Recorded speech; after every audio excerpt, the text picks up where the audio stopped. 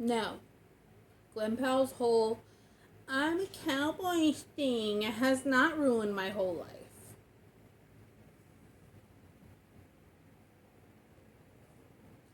Just kidding, of course it has. Have you seen him in a cowboy hat and jeans? Have you seen him? Anyway, hi, I'm back. I'm actually doing the video I had set out to do. Also, I can't wear this because my hair is bad when I take off hats, so it's cute though, isn't it? It's ironic, and I love it so much. So, this video is dedicated to Amanda, because she is the one who, wrongly, if I may say so myself, asked me to rank Glen Powell's movies once I finished with them, once I finished Glen Powell Summer. But I have finished the movies. I have finished this summer. It is officially September, officially spooky season. Therefore, summer is over. I don't care that it's only September 3rd and that I am still sweating. I've watched 16 of his movies during Glen Powell Summer. I will keep saying it. And I'm here to talk about them in a series of videos that I can't do all at once because apparently, if I'm not verified, I can't do more than 50 minutes. Anyway, and I have a lot to say about all these. But as I have already spoken for 1 minute and 27 seconds, I should get into it because I have 16 movies to rank. Here they are.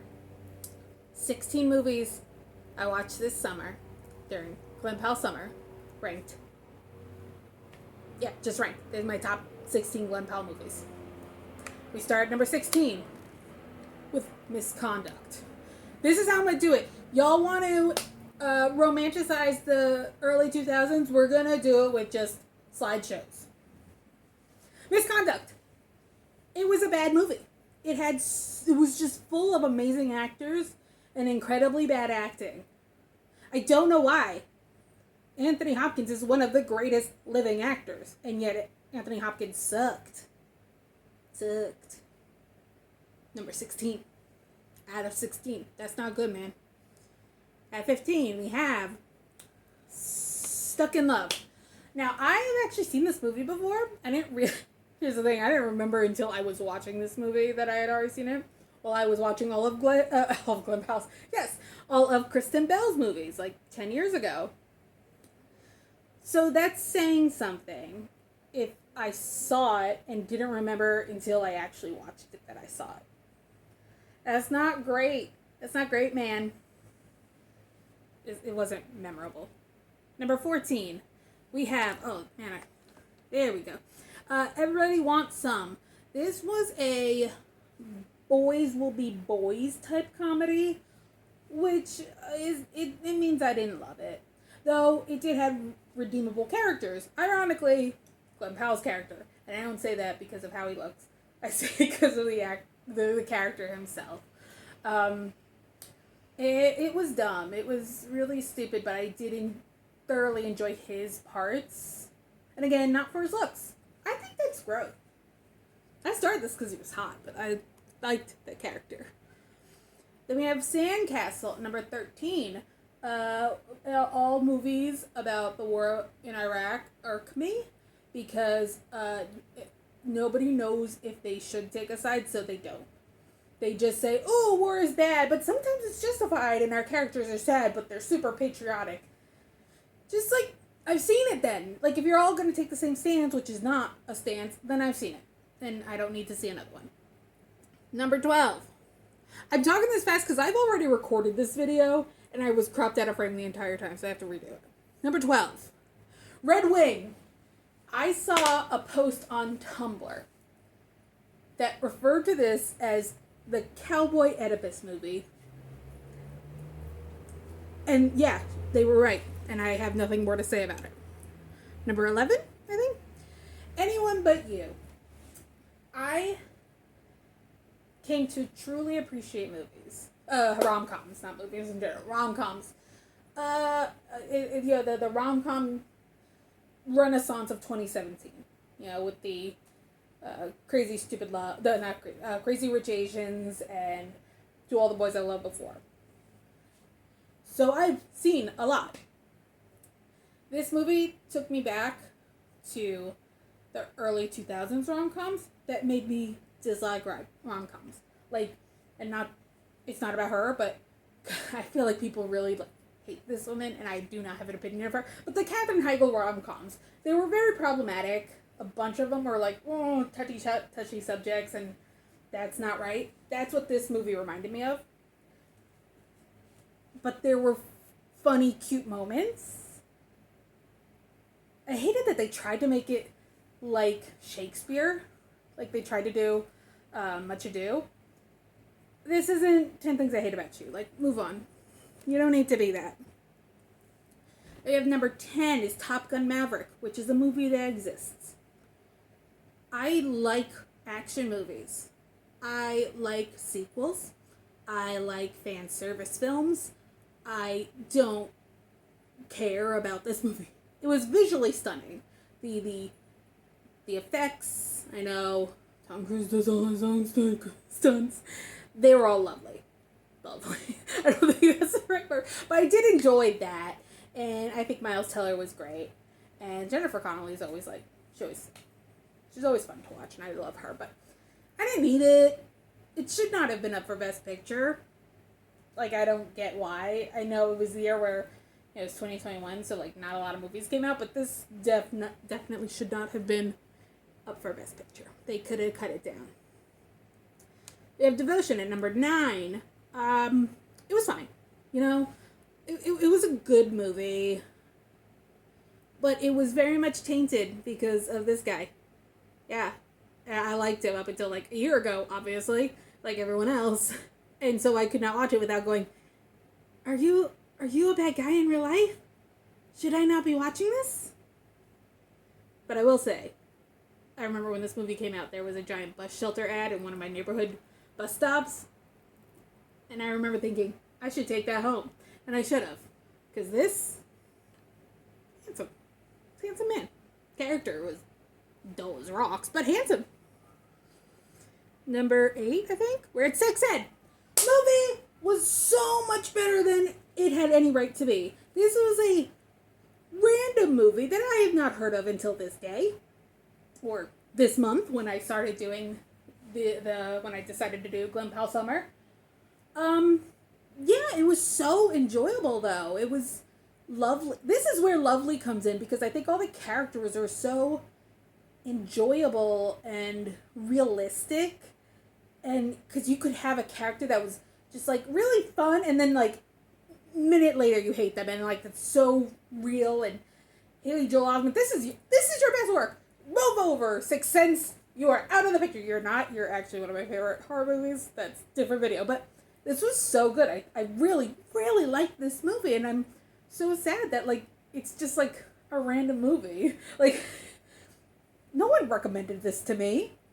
I had to do it. I had to watch it because I did this. I wish I had known about it earlier. It would have been good to watch it. You know, when it came out, like, 10 years ago. Number 7? I don't know. I'm all Great Debaters. Great movie. This is why I can't be a movie critic, because it's a great movie. I mean, this movie had me crying the entire time, be it happy, sad, angry, anxious. I cried the whole time. I was so dehydrated, and I blame you, Denzel. I've said his name wrong for like 35 years, so I'm trying to say it right, and I just say it completely different. It's Denzel Washington. I have always said Denzel. Denzel, you owe me some hydration? It sounds dirty no matter what I say. I love you. Twisters! I finally saw it, you guys. This was the last movie I saw in Glen Powell Summer because I thought it was appropriate. So good. And here's the thing. My favorite part of this movie? Not Glenn. Although, yeah, we'll talk about that later. Daisy Edgar Jones. She was so sincere in her fear, in her excitement, in her worries, in her confusion. She was so good. Plus, I saw it in 4D, and so it was a literal roller coaster. Like, and I will just say one thing. If you are interested in seeing Twisters in 4D, sports bra. It's for every gender. Everyone should wear a sports bra. They should give them out with the tickets at the popcorn. Sports bra. I'm just saying. Then we have I have to read this one. The Guernsey Literary and Potato Peel Pie Society. This movie is another one that just makes you cry. But, like, the characters are so sweet that you want to cry for them. Like, they have earned your tears. All of them. And you just want to hug people. I want to hug every character. But they're not real, so I can't. I don't know what number we're up to. I lost count. The Dark Knight Rises. Again, this has nothing to do with Glen Powell's role, obviously, because it was like 5 seconds. Just a generally enjoyable movie. I haven't seen it since it came out in 2012. It was better than I remembered. I think I just remember people saying, "Oh, it was so much worse than Dark Knight." Yeah, well, Dark Knight was up for Oscars, like. But yeah, like Tom Hardy's Bane was creepy, funny sounding, but it's Tom Hardy. He's one of the best actors of our generation, so I'm gonna let him get away with it because clearly it's up to me. Then we have Hitman. I think we're on 3. Anyway, Hitman. So I had not heard good things about this movie. When this movie came out earlier this year, I was like, oh, I should watch it because he's so hot, because I'm vain and shallow. But then I heard it wasn't good, so I was like, oh, I don't want to waste my time watching a movie just because he's attractive. I'll do it, but I don't want to. It was a good movie. It was such a good movie. It was a fun, I'm going to just turn this on to fall asleep to movie. It was so good. Like, why? People think too hard. Stop thinking. Watch a movie. Enjoy it. We will talk more about this one, though, in future videos. Trust me. Number 2. Yes, we're on number 2. Hidden Figures. Oscar Award nominee. The cast is amazing. Again, I cried the whole time. Happy, sad, angry. Why is Kevin Costner a white savior? I mean, Janelle Monáe is a god. Let us all just be happy. And, John Glenn. My introduction to Glen Powell, actually. So, we'll talk about that more as well. And number 1, we have Set It Up. My favorite rom-com ever. This is just such a good movie.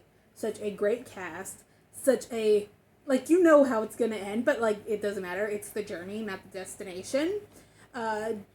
Pete Davidson's best role. I mean, granted, I've seen him in, 3 things. But, yeah, such a good movie. And I've seen this multiple times. This was one of movies, the rom-com of 2017 that I was talking about. That was one of them.